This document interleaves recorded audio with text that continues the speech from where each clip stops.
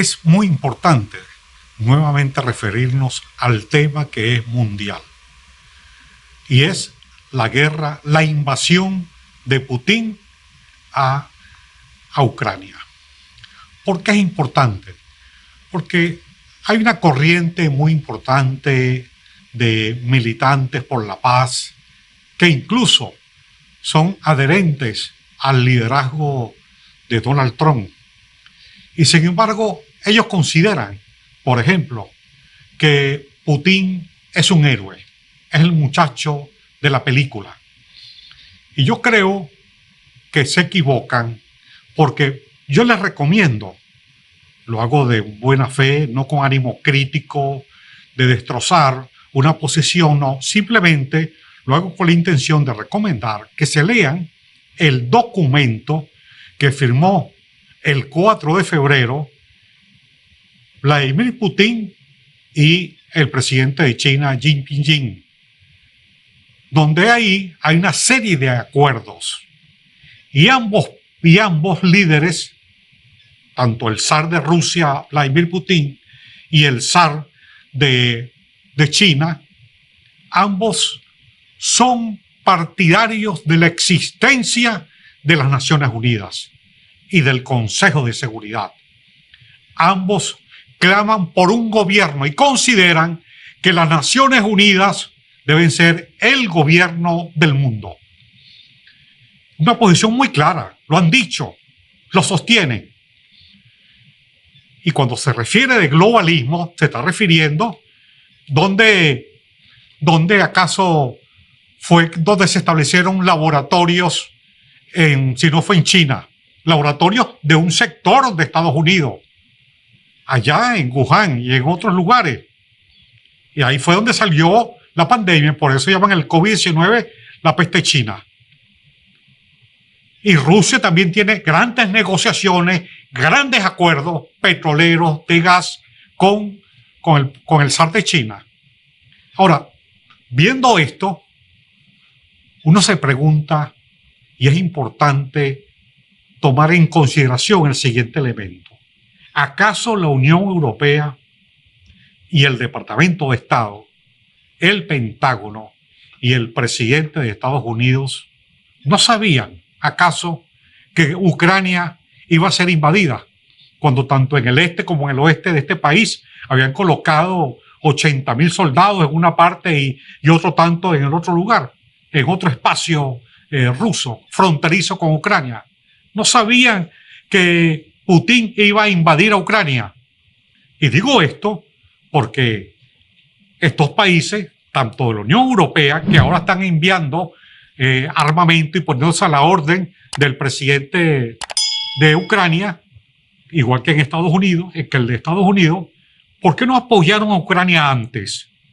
¿Por qué entregaron las armas después que este país y este pueblo ha sido masacrado, como han sido los niños, las mujeres, innumerables hospitales, universidades, escuelas, residencias, niños, mujeres y ancianos que han sido asesinados? Había que esperar la invasión. ¿No era mejor armar previamente a Ucrania para impedir realmente que se diera esa masacre? O sencillamente, tanto el gobierno de Estados Unidos y el Pentágono, así como la Unión Europea, requieren que se produzcan guerras para que la industria armamentista en el mundo obtenga grandes beneficios, como siempre ha ocurrido a lo largo de los años y a lo largo de la historia de la humanidad, que promueven guerras para desarrollar armamento, y detrás de eso hay grandes ganancias de grupos de poder, grupos económicos. Mientras tanto, son los pueblos que padecen, porque hay que ver la destrucción que esto significa, lo que significa Ucrania desde el punto de vista agrícola, lo que significa desde el punto de vista energético.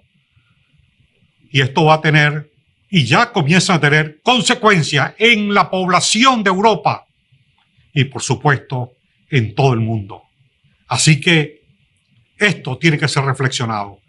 Es decir, yo creo que hay que hablar de este tema porque hay gente que está confundida con relación a Putin, que lo ven, a Vladimir Putin, que lo ven como el campeón de los derechos humanos, el campeón de la libertad, y que está en contra del globalismo. Es una figura, él y el presidente de China, del globalismo, y que consideran que las Naciones Unidas deben ser el gobierno de la Tierra, el gobierno de todos los países. Hoy domingo se efectuó un evento en la plaza que los cubanos llaman la Plaza de las Palomas, Bayfront Park. Ese es el lugar. Ha ido a efectuarse un evento convocado por un grupo de venezolanos, en el cual está Lorenzo Di Stéfano, Ernesto Ackerman, así como varios cubanos, Orlando Gutiérrez y otros cubanos y nicaragüenses que decidieron apoyar la causa del pueblo venezolano, considerando de que esa delegación del presidente Biden a Venezuela a reunirse con un hombre que tiene orden de captura, que no tiene inmunidad porque la Asamblea Nacional se la quitó, lo despojó de esa inmunidad, digamos, como jefe de Estado, y fue condenado por el Tribunal Supremo de Justicia, y sin embargo fue una delegación del presidente Biden a reunirse con Nicolás Maduro Moro, quien también tiene una condena aquí en Estados Unidos y una orden de capturarlo con el precio de $15 millones. Sin embargo, se envió esa comisión, una comisión de delegados que encabezó el señor Juan González con el embajador o el responsable de negocios de Estados Unidos en Venezuela, el señor James Story, y ya se reunieron allá en el Palacio de Miraflores, porque ese es el cártel de Miraflores, no se equivoquen, es el cártel de Miraflores lo que representa Nicolás Maduro. Y ahí se habló entonces de petróleo. Pero lo que la gente no entiende, cómo si Maduro es evidente que él, Padrino López, han ido a Rusia, han negociado con Padrino, se han tomado fotos, le han comprado armas, armas, tanques y aviones y Sukhoi, en fin, toda clase de armamento. Sin embargo, se da esa reunión. ¿Acaso ellos no saben, el señor Biden, el presidente de Estados Unidos, el señor Juan González, que Nicolás Maduro, Padrino López y Diosdado Cabello tienen allá depositado masas de dinero? Es una cantidad de dinero producto del narcotráfico, de la corrupción y de la venta ilegal, de oro, de diamante, de coltán, de uranio que le venden a Irán. Todo es una masa muy grande de dinero que está depositado en los bancos allá rusos, de Rusia. Eso es público, es notorio y es comunicacional. Esa reunión, por supuesto, que también fue aplaudida por el señor Enrique Capriles. Enrique Capriles, que todos los venezolanos sabemos que ganó las elecciones a Chávez y no la defendió.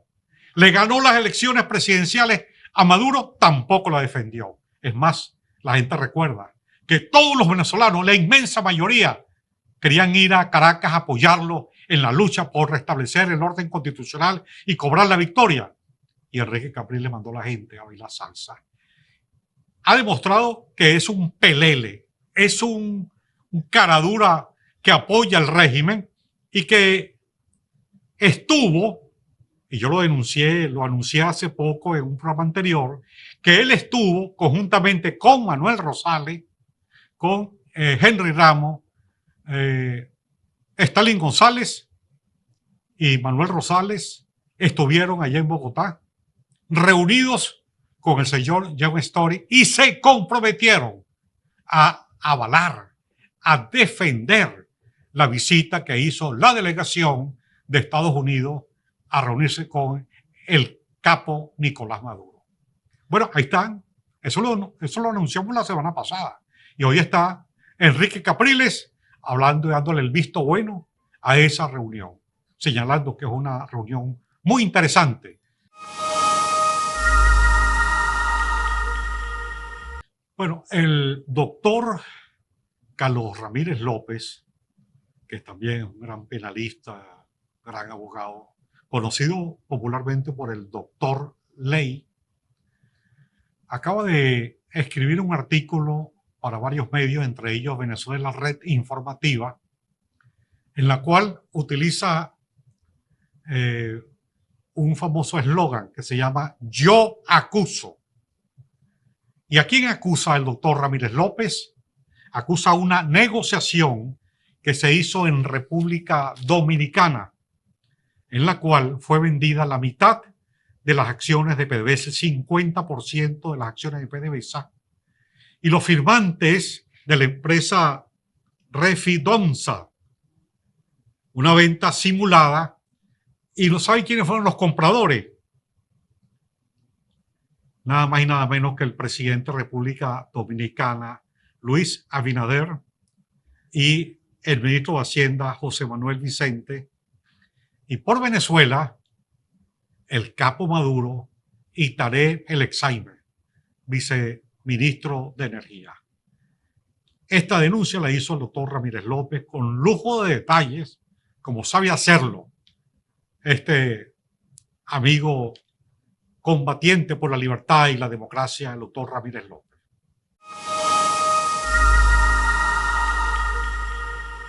El general Hugo Carvajal, conocido internacionalmente como el Pollo Carvajal, pues en las diferentes declaraciones que dio denunciando el dinero que había recibido diferentes partidos en España, en América, cuando señaló a los Kirchner en Argentina, a Lula de Brasil.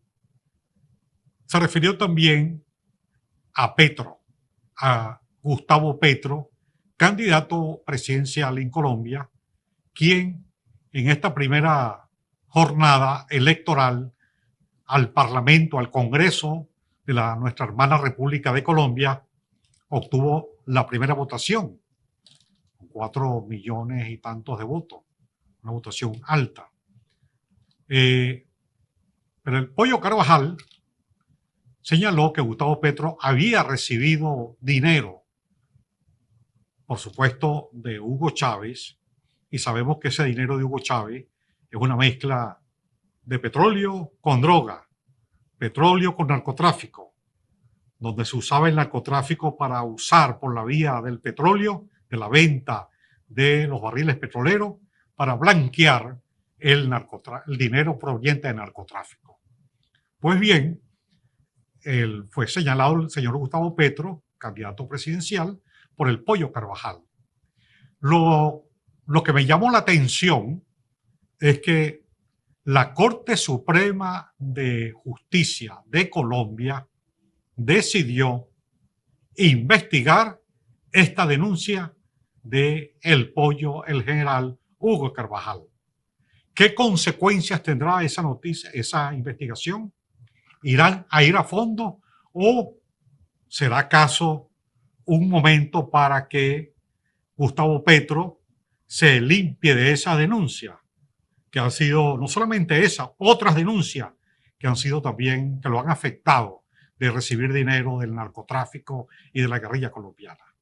Eso está en pleno desarrollo y yo creo que es importante. Esta noticia va a seguir dominando el escenario electoral y ya para esta primera vuelta ya tiene contendores, porque lo que se llaman los factores de centro derecha, entre todos sumaron 6,5 millones de votos, y todas las alianzas, lo que se conoce como el pacto histórico, sumó 4,5 millones. De tal forma que, como dijo en la entrevista que van a ver pronto aquí en el mismo programa, el doctor Omar Estacio dijo que él confía en que gane la democracia y la libertad en Colombia. Un saludo a nuestro amigo Omar Estacio. Yo les voy a presentar primero a la audiencia que tenemos continental quién es el doctor Omar Estacio. Primero, es abogado penalista, pero no es cualquier abogado penalista, es de esos que sacan roncha. Abogado penalista que tiene en su haber el haber liberado un conjunto de presos políticos de Venezuela. Presos políticos, de luego, luchadores por la democracia y por la libertad. Es además, bueno, presidente emérito de la Federación de Abogados de Venezuela. Fue presidente del Banco Industrial de Venezuela. Fue consultor jurídico del Colegio Nacional de Periodistas. Desde hace más de 30 años ejerce también la labor de columnista. De esos columnistas que sacan sangre, sudor y lágrimas en cada artículo. Se lo digo yo.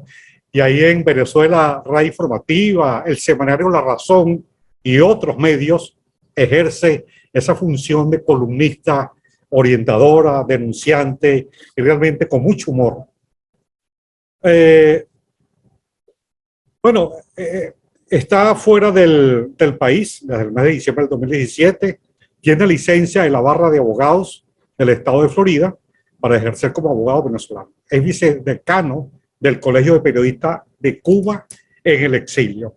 Y ahí nos encontramos hace algunos años en una reunión de periodistas cubanos, al lado de Salvador Romaní, el doctor Omar Estacio. Me siento muy agradado, de verdad, Omar, que ya ha aceptado esta invitación del programa La Doble R, Resistencia Republicana, y que por supuesto es vocero de Venezuela Red Informativa, como expresión de ese periódico en el cual tú también eres columnista. Quería que conversáramos, porque no es una entrevista, es una conversación, conversar sobre qué opinas tú de esa decisión que tomó el gobierno del presidente de los Estados Unidos, Joe Biden, cuando envió una delegación a reunirse con Nicolás Maduro, quien ejerce ilegalmente el cargo de presidente de Venezuela. Bueno, en primer lugar, Pablo, en esa presentación faltó algo muy importante, que soy tu fraterno amigo y además, fraterno amigo de la legendaria Yolanda, tu hermana, cátedra de dignidad del exilio venezolano. Realmente me honra mucho estar con ustedes, con tu audiencia, y bueno, para compartir esta charla, los minutos pues que hagan falta. La visita de los delegados de Biden a Maduro. Realpolitik, yo hace poco hacía una reflexión. Hace muchos años le fueron al presidente Roosevelt con unas quejas del comportamiento del Nacho Somoza, que era el dictador de Nicaragua. Y bueno, le empezaron a decir que Nacho Somoza era un corrupto, que violaba derechos humanos, que tal y que sé cuánto. Entonces, Roosevelt le dijo, con las excusas de las tus oyentes, damas, pero el castellano es el castellano. Roosevelt le dijo, sí, Somoza es un hijo de puta, pero es mi hijo de puta. Así, esa actitud resume lo que es una práctica milenaria en materia de las relaciones exteriores, que lamentablemente no prevalece ningún concepto ético, sino un concepto de tipo práctico. Y bueno, hacen las cosas por conveniencia. Hay una frase que dice que los estados no tienen amigos ni enemigos, sino intereses. El señor Biden, para mi juicio, desacertadamente, porque bueno, una cosa es que puede hacer lo que bien tenga, y otra que uno tampoco vayamos a renunciar el derecho a opinar. En primer lugar, eso es una actitud totalmente ilegal, contraria a derecho, de acuerdo con la normativa existente en Estados Unidos. Mira, aquí en Estados Unidos existe una institución muy controvertida, por cierto, que se llama el arresto civil. ¿Qué es el arresto civil? Que cualquier ciudadano si ve un prófugo de la justicia por la calle, bajo determinadas circunstancias puede arrestarlo. Entonces, esa es una práctica que hace poco estuvo muy manida, muy manoseada en un juicio que se celebró en el estado de Georgia, porque 3 ciudadanos blancos vieron trotando a un ciudadano afroamericano por su barrio y se consideraron que ellos tenían derecho a arrestarlo porque era sospechoso de un asesinato y mataron al hombre. Bueno, y eso salió mucho por la prensa, seguramente tú lo viste. Bueno, pues, finalmente condenaron a esas 3 personas, una condena muy severa. Bueno, ellos alegaban allí esta facultad. En Estados Unidos, por ejemplo, una persona que no se, en Venezuela le decimos ponerse a derecho. Aquí, una persona que no se entrega, que tiene una orden de captura por la justicia norteamericana y no se entrega, anda prófugo por ahí, no puede a través de apoderado ejercer ningún recurso de defensa en ese juicio. Eso lo vimos en el caso de Ale Saab. Ale Saab estaba detenido allá en Cabo Verde y nombró unos abogados aquí que empezaron a diligenciar ante los tribunales y los tribunales dijeron, no, mire, el señor Saab, por estas circunstancias y tal, es un prófugo.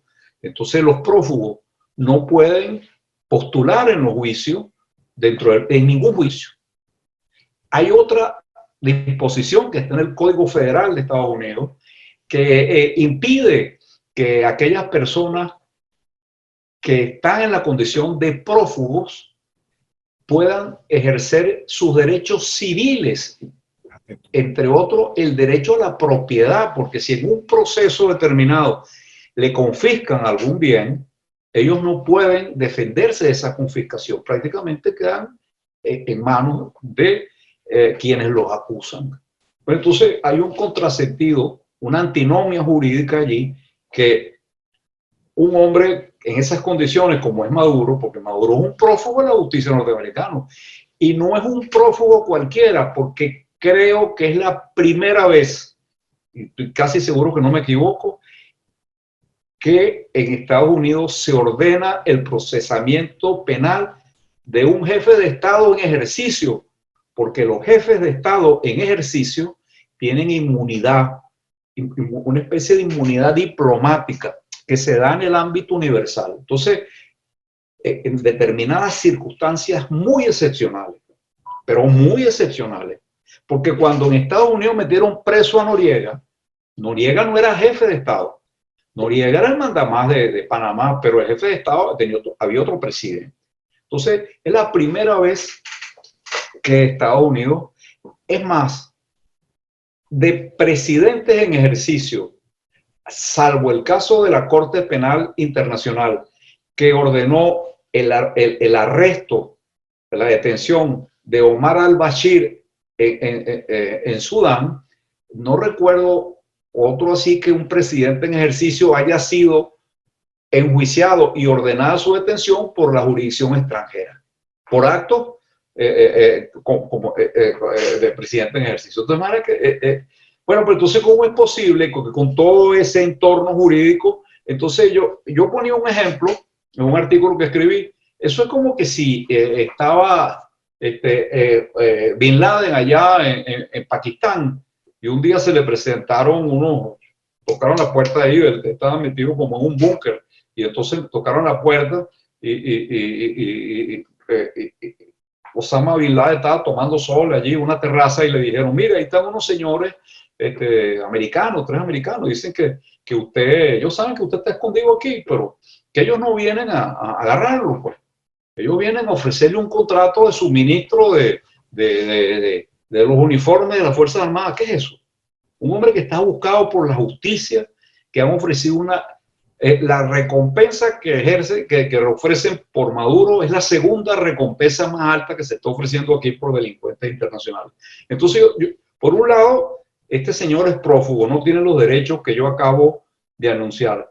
Yo tengo el derecho a que si lo veo caminando por aquí, un día, mira, Maduro está parado aquí en la esquina en la calle 8 de Miami, y llegó y lo agarró, tengo derecho a ponerlo preso. Entonces resulta que el Estado norteamericano, sin quitarle, levantarle esas sanciones tan severas, le decía, bueno, ahora te voy a comprar petróleo. ¿Qué es eso? Eso desde el punto de vista jurídico, aquí es muy cuestionable.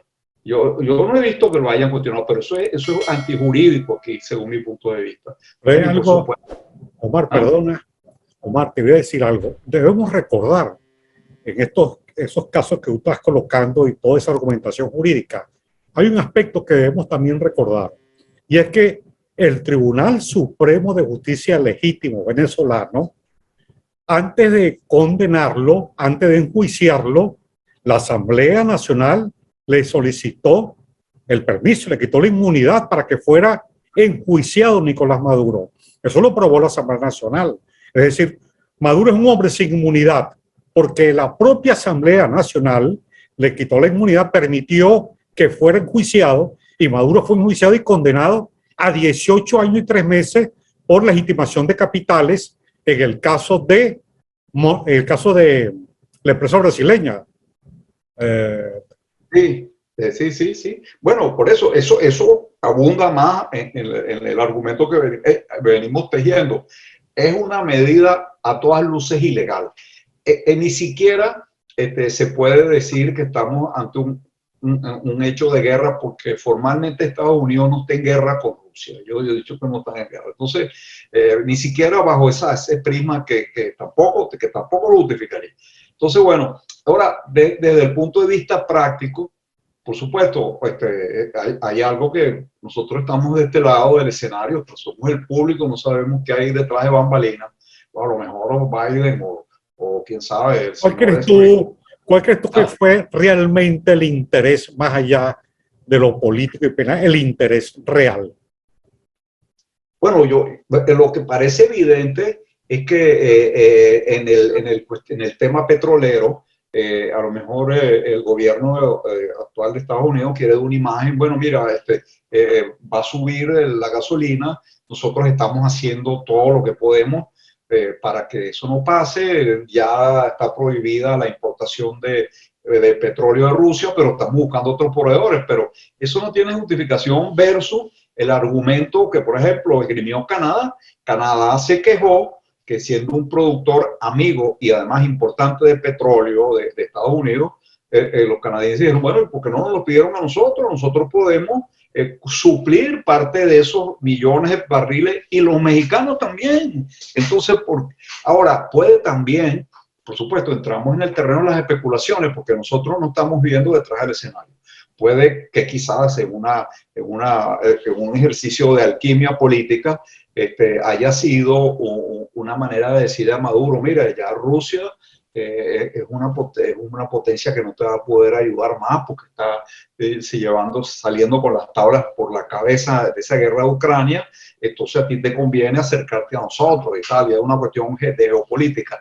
Pero eso sería una cosa que nosotros no podemos apreciar. Pero lo que se ve desde este lado del escenario es un espectáculo muy lamentable, poco ético, poco moral, poco jurídico, y además poco eficaz, porque al día siguiente prácticamente de esa fementida jornada de diálogo, entonces apareció la hermana de la señora esta Rodríguez, la hermana de Jorge Rodríguez, tomándose una foto con el canciller ruso. Entonces, más bien, parece que le estuviesen dando una respiración boca a boca a Maduro, porque, bueno, el hombre es tan fuerte que dialoga no solamente que dialoga con los norteamericanos, sino que se da el lujo que vayan a visitarlo a él, ¿vale? Ha resultado más pragmático Maduro que Biden. Bueno, claro, y al día siguiente la señora Rodríguez esté reunida, entonces el hombre tiene apoyado por estos dos actores tan importantes. Entonces, bueno, nosotros los venezolanos, el señor Biden, por supuesto, es el hombre que dirige la política exterior de Estados Unidos, y él tiene pues su derecho hipotético pues a tomar esas cosas, pero nosotros también tenemos derecho a quejarnos y a decir y a denunciarlo. Llegando al final, Omar. Ajá. Estamos llegando al final del programa. Una frase ahí para lo que tú opinas. ¿Qué opinas tú de la elección de Colombia? Ahí con una frase de esas lapidarias que tú lanzas en tu columna. Bueno, las elecciones en Colombia. Sí. Bueno, y un filósofo aquí muy famoso llamado Yogi Berra. Él decía, el juego no se termina hasta que termine. Ese juego no ha terminado y yo creo que ahí la democracia va a ganar. Eso. Gran saludo, Omar. Sí. Gran abrazo y gracias por la entrevista. Gracias por la invitación, Pablo. Saludos a Yolanda. Saludos a Yolandita.